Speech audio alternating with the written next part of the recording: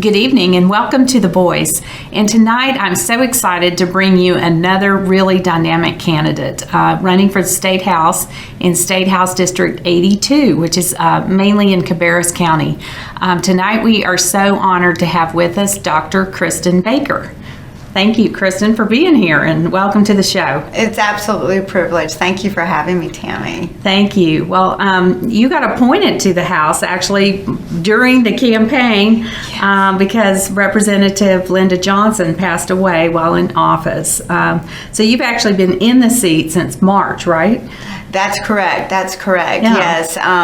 It was such a loss for us unexpectedly that Representative Johnson passed away. And it was really, it's been an honor and a privilege for me to attempt to, step into her seat, not filling her shoes by any stretch, but to try and represent the people of our district to the best of my ability. Well, you seem very qualified to do that, Kristin, so I'm thrilled that you're here. And of course, now you're running for re-election now that you've been in the seat since March.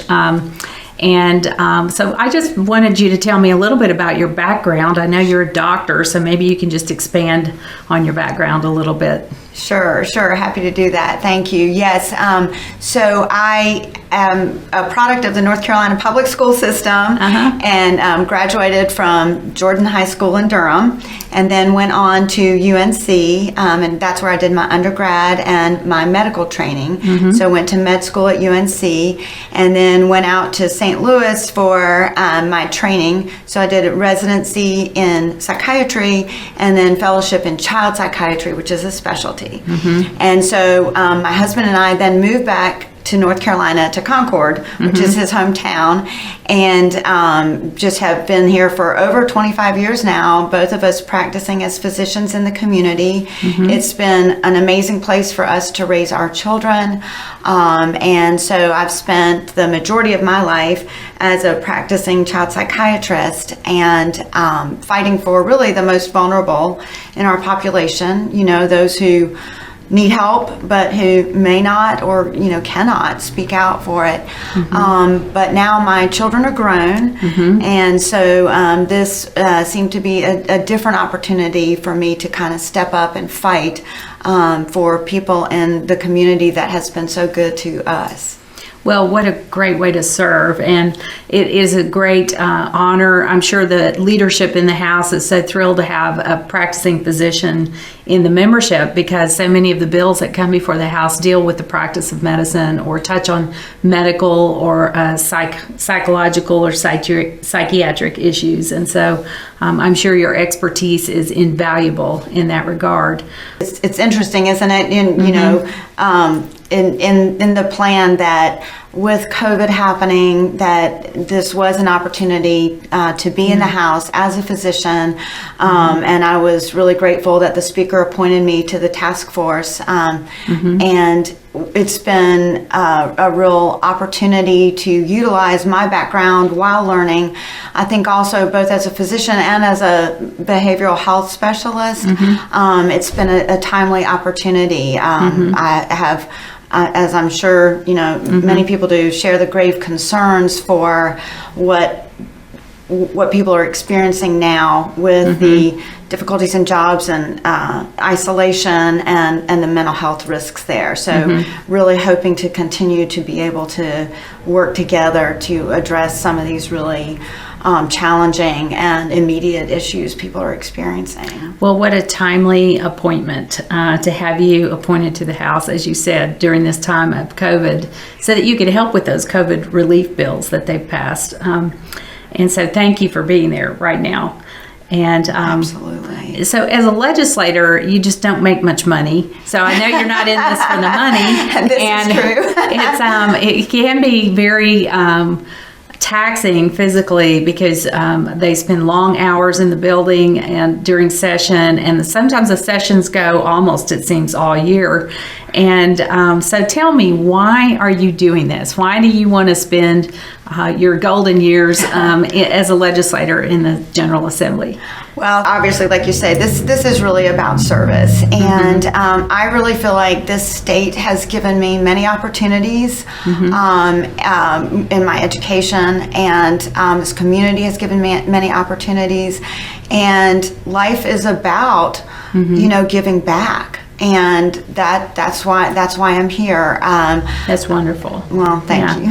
That's great. That's a great motivation. So when you get elected again, thank you for that confidence. Yes. What are your priorities? What are some of the things that you'd like to accomplish in the legislature? Again, I've mentioned mental health. I think we really need to address that. That's certainly a passion of mine, and I think there's a lot of opportunity there. To address not only the COVID issues, but the opioid epidemic, and so many of the things that we know have been real and pressing issues on families in our community and in our state. But I think that really the basis of a thriving community is to have economic security, and I think that's something we really need to look at and work towards economic rebound and recovery from this that allows job opportunities, which allow people health care and stable housing. So I really think we have, obviously there's so many challenges and so many problems and people are hurting, but an economic basis allows us to do so many, address so many of these issues. So I think that's going to be really key. Excuse me. I think that we need to look at things like the franchise tax, and North Carolina has really done well with the Republican leadership over the past 10 years, positioning ourselves well fiscally. We have a rainy day fund. We've been able, better than many states, to weather this pandemic. So I think we need to consider what our strengths were and build on those. And so, looking to position ourselves well fiscally will give us the ability and flexibility to respond to many needs like we are doing now. Well, that's great. We certainly want new people coming into the legislature to be concerned about the economy in North Carolina, because Republicans have done such a great job over the last 10 years of boosting our economy that now we're rated almost every year in the top five states for business, top 5 states to start a business, top 5 states to raise a family. And so we want to continue to keep North Carolina at the top of those lists. And so it sounds like you're going to continue the same policies when you're in office, Kristin. Yes, I would intend to, and I certainly agree. We are very well positioned, and I think we have great opportunities here too in terms of our education and educational systems. We talk about economy and jobs, and part of that is building up the workforce, right? And so we've just got amazing community colleges here that have helped fill that gap in the job market, and I think that we are well positioned to help provide that kind of workforce and work together and partner with schools and businesses. I do too. Of course, our organization is not really involved in economic issues. We're involved in family issues. And so the things we work on are pro-life and religious freedom, family values. And so I know that you're a fan of those issues, that you support those issues. And so talk to me just a little bit about where you stand on some of those pro-life family issues. Right. Thank you for bringing that up. Yes. I mean, I think that we absolutely need people in Raleigh who recognize the intrinsic value of the human life. And, our Constitution protects us all, and every life deserves the opportunity to flourish. And so I am a very strong supporter of human life. I'm anti-abortion, and I think that so many of today's concerns and fights would be resolved by recognizing that we are all children of God, and that's where it starts.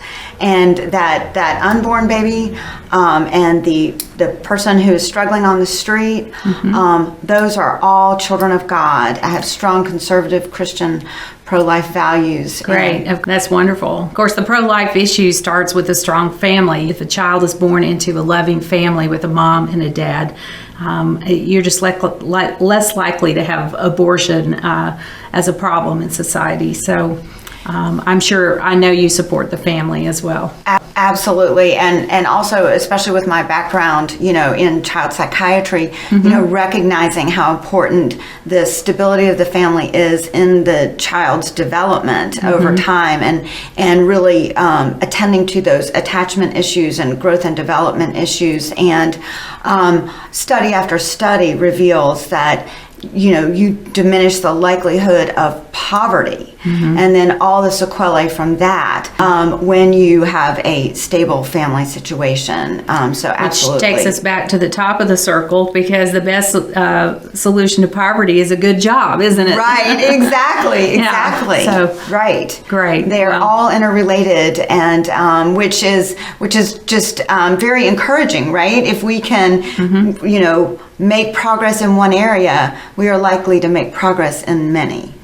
Well, now I understand your opponent is about as radically opposite your views on these issues as you can be, a 180, so to speak. And so tell me about Amy Steele, just contrast your positions versus hers.